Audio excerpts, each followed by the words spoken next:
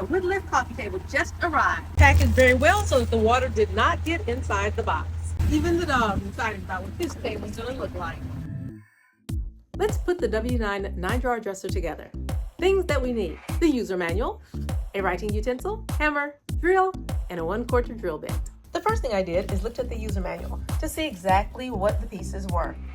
Once I looked at all the pieces, I opened the pieces and put them in line according to the way the user manual had theirs organized to make sure I have every single piece. Then I checked to make sure I had all my hardware. The railings are engraved with left or right, L for left and R for right.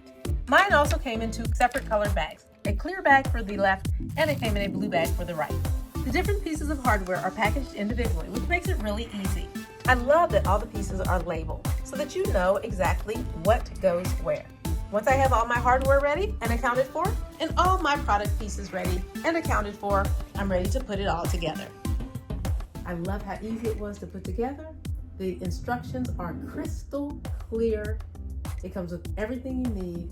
It also makes a fabulous gift. I think you'll love it.